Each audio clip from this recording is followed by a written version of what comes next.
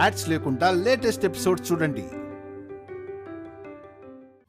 ఈ ఇంటి నుండి నా కొడుకు జీవితం నుండి అది శాశ్వతంగా వెళ్ళిపోవడం మాత్రమే నాకు కావాలి.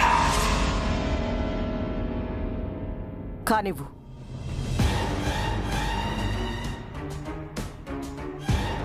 హంస, నువ్వు ఏం చేస్తున్నావో, ఈ ఇంట్లో ఏం జరుగుతోందో నాకు అర్థం కాకుండా పోతోంది. నువ్వు ఆ అమ్మాయిని బయటికి పంపించాలని అనవసరమైన బుర్రలు వాడి ఈ ఇంటికి కొత్త తలనొప్పులు తీసుకురాకు. నీకు పుణ్యం ఉంటుంది. పిన్ని, ఇది కూడా వింత ప్రయోగంలా మారదు కదా? చూస్తావు కదా, ఇది ప్రయోగమో చైత్రకి జరిగే ప్రమాదమో.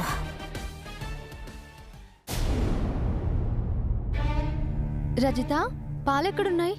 ఫ్రిడ్జ్ లో ఉన్నాయమ్మా, కాచివ్వమంటారా? పర్లేదులే రజిత, నాకు సాయం చేసావంటే ఈ ఇంట్లో నీకు కూడా స్థానం లేదంటారు. ఇక్కడ నా పని నేనే చేసుకోవాలి. పిన్ని,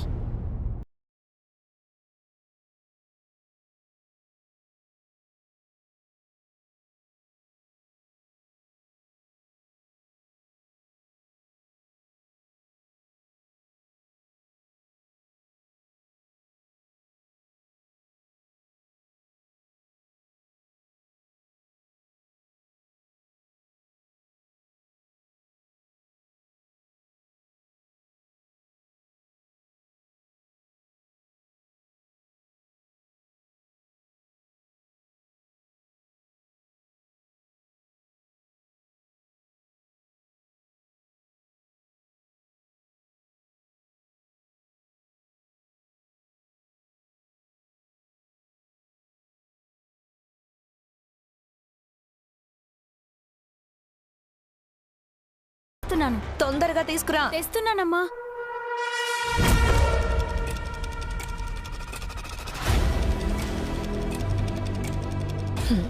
గదిలో నా ఫోన్ మర్చిపోయాను, వెళ్ళి తీసుకురా. అలాగే అమ్మా. అలాగే అని ఇక్కడే ఉంటావేంటి? వెళ్ళు. గ్లాస్ తీసుకెళ్దామని. పర్లేదులే, నువ్వు వెళ్ళు. అలాగే అమ్మా.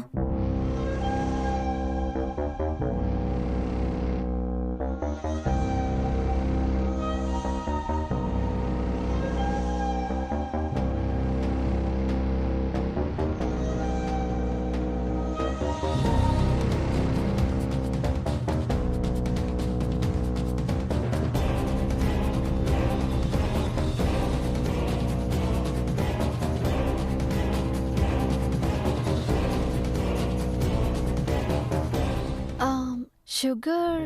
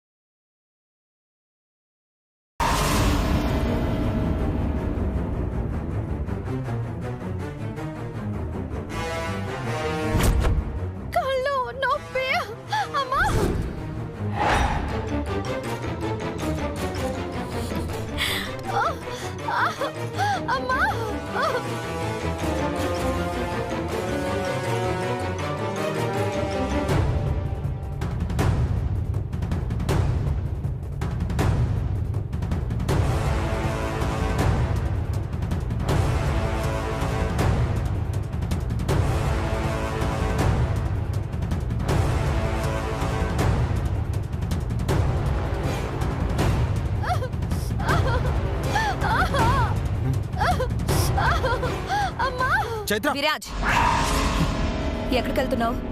అదే అది తనున్న చోటికి నువ్వు వెళ్ళవలసిన అవసరం లేదు. ఇది నా మాట కాదు విరాజ్, మీ అమ్మ మాట. అది కాదత్తయ్య, తను అక్కడ. అత్తయ్య గారు చెప్పిన మాట మర్చిపోయావా విరాజ్? అత్తయ్య గారి మాట అంటే గౌరవం లేదా?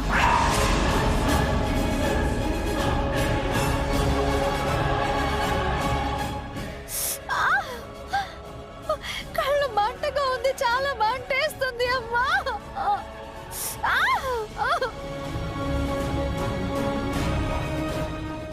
అమ్మా.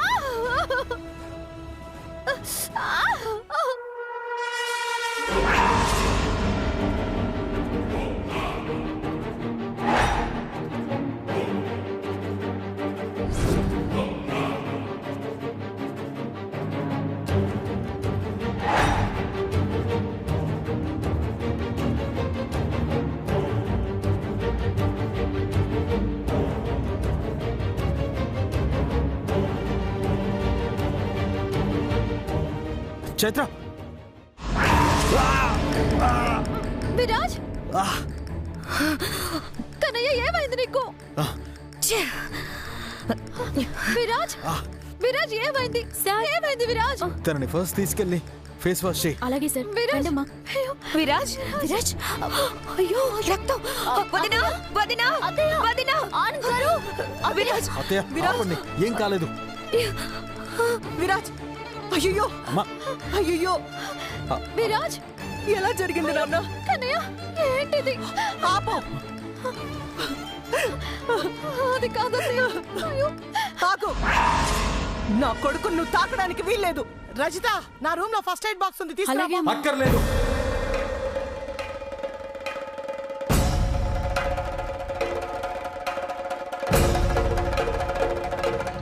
మీరు కంగారు పడేంత కష్టమేం కాదు ఇది. రక్తం పోతుంది నాన్న, నా మాట ఎన్రా. అంతకు మించిందే కోల్పోతున్నాను కదమ్మా.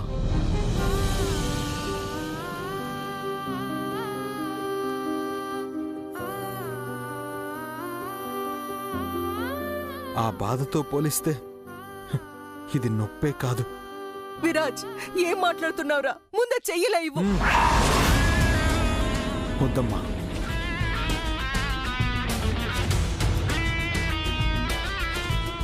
వద్దు. విరాజ్, ఏంటి నాన్న ఇలా ప్రవర్తిస్తున్నావు? హంస, ఏమైంది వీడికి? అసలు ఎలా జరిగింది ఇదంతా? ఏముంది, ఈవిడ గారు కిచెన్ లోకి దూరి ఏదో తిందామని ప్రయోగం చేసింది.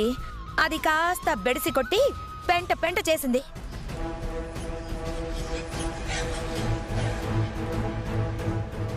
అక్కడేదో ఈవిడికేదో అయిపోతుందని విరాజ్ వంటగదిలోకి వెళ్ళాడు.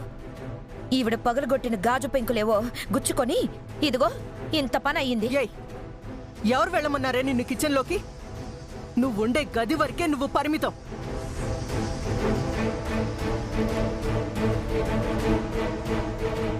ఈ ఇంట్లో నీకెక్కడ తిరిగే హక్కు లేదని నీకు చెప్పానా లేదా? ఎందుకెళ్ళావు కిచెన్లోకి?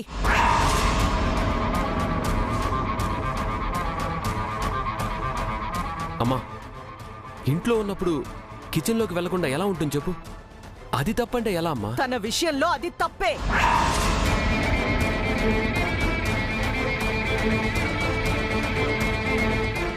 చూసావు కదా, ఈ చైత్ర కిచెన్లోకి వెళ్ళబట్టే విరాజ్కి అలా జరిగింది. ఈ మహాతల్లి ఇష్టానుసారంగా ప్రవర్తించే ప్రవర్తన వల్లే నా బిడ్డకి ఎప్పుడు ఏదో ఒకటి జరుగుతూనే ఉంది.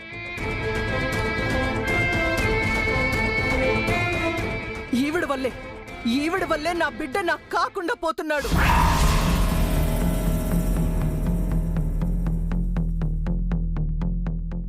ఉసే, నా ఇంటికి శనిలా దాపురించావు కదే నిన్ను. ఏంటమ్మా ఇది? ఇంకేం చేయమంటారా? మీ ఇద్దరు దీన్ని వెనకేసుకొని రాబట్టే కదా ఇది ఇంట్లో నేనేమైనా చేయగలను అనుకుంటుంది.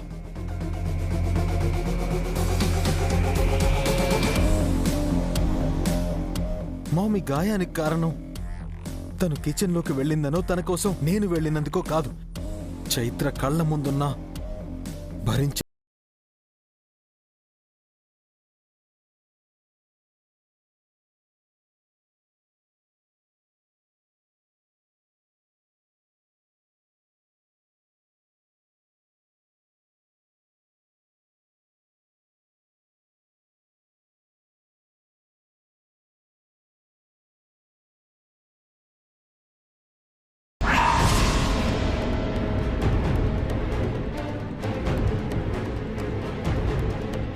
అలా చేయాల్సిన అవసరం ఎవరికుంది ఇంట్లో? ఎవరికుంది?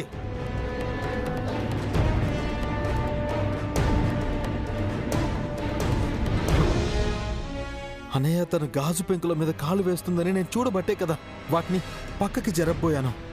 అందుకే కదా చేతికి ఇలా అయింది.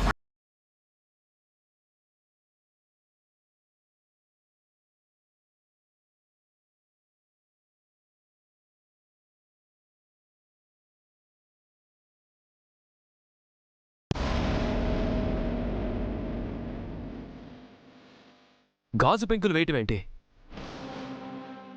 అత్తయ్య, స్మైలీ, మీరిక్కడే ఉన్నారు? విరాజ్ చెప్తుంది నిజమేనా? ఏమండి, చైత్ర కిచెన్లోకి వెళ్ళటం చూసాం కానీ తర్వాత జరిగిందేది మాకు తెలియదండి. అయినా ఆవిడ గారి గురించి ఆలోచించడానికి మాకేం అవసరం ఉందా ఆనంద్? మీరు తనకి సపోర్ట్గా మాట్లాడుతున్నారని మమ్మల్ని బ్లేమ్ చేయడానికి ఇలాంటి చీప్ ట్రిక్స్ ప్లే చేస్తుంది.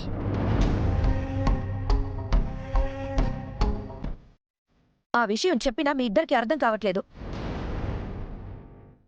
అయినా వదిన పెట్టిన కండిషన్స్కి విలువ ఇవ్వకుండా తను కిచెన్లోకి వెళ్ళడం తప్పు కాదు గాని మేము హాల్లో కూర్చోవడం తప్పైపోయిందా? ఆనంద్, వాళ్ళని ప్రశ్నించడం ఏంటి? అసలు కిచెన్లో అడుగు పెట్టే అర్హత తనకెవరిచ్చారు ఆనంద్? ముందే చెప్పాను కదా, ఆ గది మాత్రమే తనదని. అయినా తను నా మాటని దాటి రావడమేంటి? ఇది మాత్రం నీకు తప్పనిపించడం లేదా?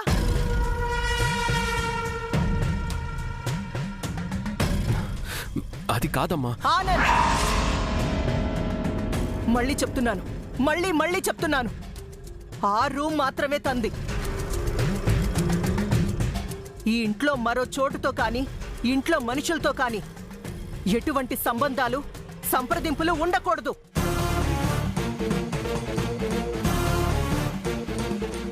ఈ ఇంట్లో నా మాటకి మర్యాద ఉంది అని నేను అనుకుంటున్నాను. నాకా మర్యాద లేని రోజు ఈ ఇంట్లో నేను లేనట్టే అని మర్చిపోకండి.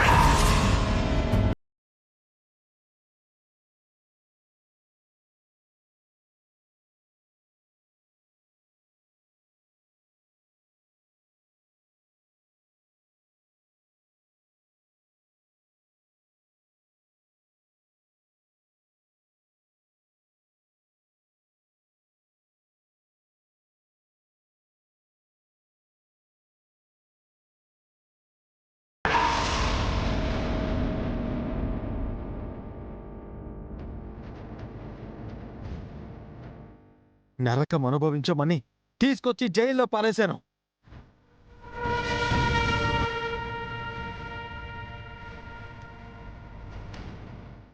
తప్పు చేశాను, సరిదిద్దుకోలేని తప్పు చేశాను.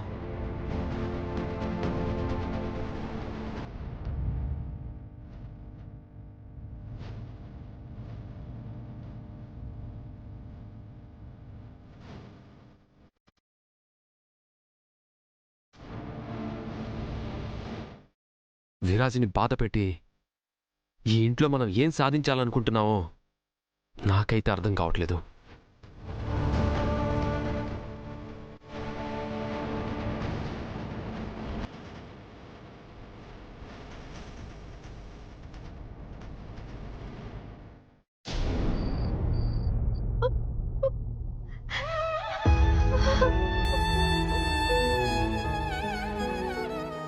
ఏంటి కృష్ణయ్య నీ ఆటలు? మా మధ్య అపార్థాలన్నీ తొలగిపోయి ఆయన నా మనసుని అర్థం చేసుకున్నారన్న ఆశతో బతుకుతున్నాను. ఈ ఇంట్లో ఇంతమంది ఉన్నా ఈ క్షణం తను ఒంటరి వాడైపోయాడు. నేను లేని జీవితం తనకి శూన్యంగా మారిపోయింది. అయినా తనున్న ఈ పరిస్థితుల్లో బాధని అనుభవిస్తూ ఉండి కూడా కనీసం తనని తాకలేని దుస్థితిలో నేను ఉండిపోయాను. లేదు, నా వల్ల కావడం లేదు. నా కన్నయ్యని ఆ బాధలో ఒంటరిగా వదిలిపెట్టి నేను ఇలా ఉండలేను, నేను ఉండలేను.